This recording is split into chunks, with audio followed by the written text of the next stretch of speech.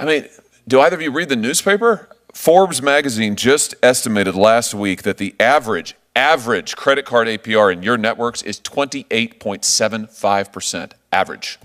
29%, let's call it. 29%.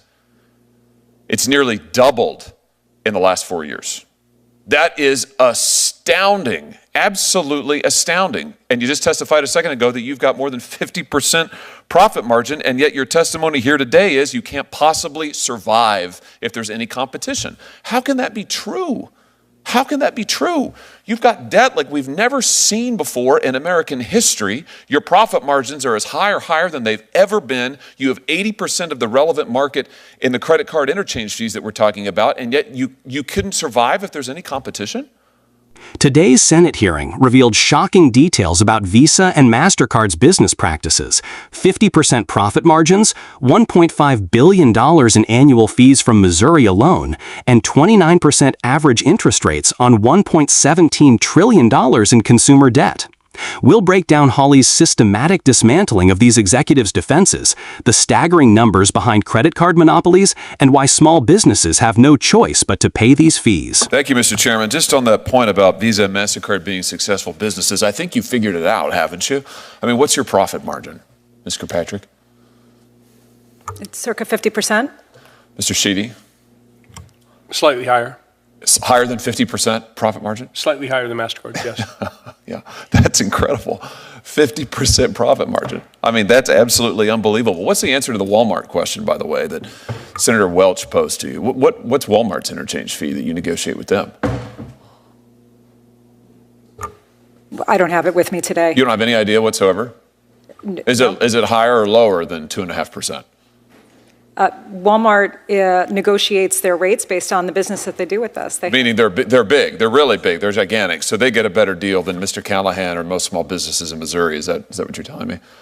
Yeah, Senator, we have volume discounts that we offer to some merchants. I suspect Walmart is one of them. And, you know, I don't believe that it's commercially unreasonable to get an arrangement where in exchange for more volume, a merchant can qualify for lower rates? Well, I'm sure it's not commercially unreasonable for Walmart, or certainly it's in their financial interest and in yours, but I doubt it's in Mr. Callahan's financial interest. And my question to you, Mr. Callahan, is when you've got Walmart and other major competitors getting charged much less than you are, why in the world would you stick with these guys? I mean, why is it that small businesses continue to use Visa and MasterCard when you're getting charged so much more? It's in my opinion, it's a matter of convenience for the customer, and customers matter to our business. Maybe is it because that Visa and MasterCard are effectively monopolies? They control 80% of the market? Certainly part of the 80% of the market? I'm just having a hard time understanding, Mr. Sheedy and Ms. Kirkpatrick, you have a business model, you're making over 50% profit margin. You are able to give the shaft to small businesses.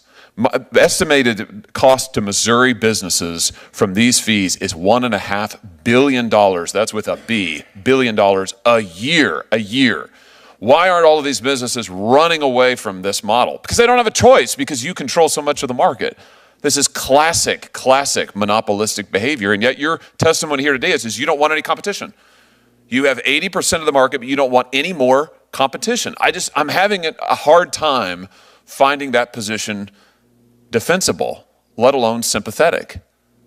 I mean, it's unbelievable the amount of money that you're making. It's unbelievable what you're charging small businesses and consumers, and yet your testimony is, please, we can't possibly have any competition.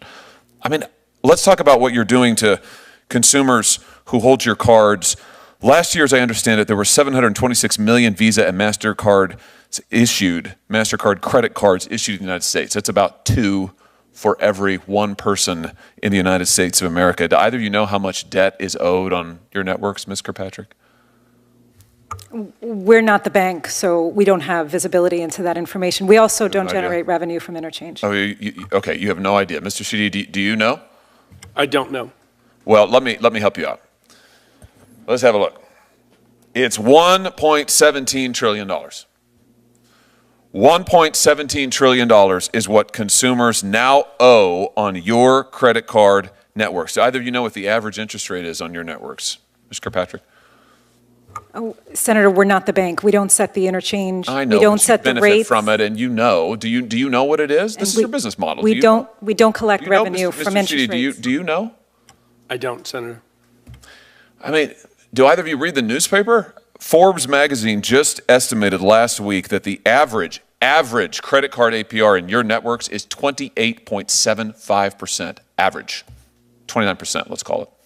29%. It's nearly doubled in the last 4 years. That is astounding, absolutely astounding. And you just testified a second ago that you've got more than 50% profit margin, and yet your testimony here today is you can't possibly survive if there's any competition. How can that be true? How can that be true?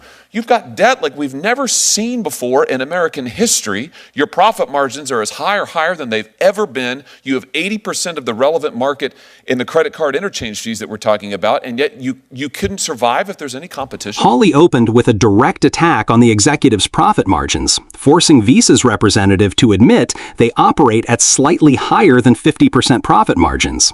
This admission became the foundation for his entire argument, companies making extraordinary profits while claiming they need protection from competition. The executive's discomfort was immediately apparent as they tried to minimize these figures, but Hawley had done his homework. The questioning then shifted to interchange fees and market manipulation. Hawley forced the executives to admit that major retailers like Walmart negotiate significantly lower rates than small businesses, creating a two-tiered system that punishes smaller competitors. When pressed on specific rates, the executives claimed they didn't have the information readily available, a response that clearly frustrated Hawley and highlighted their evasiveness on basic business practices.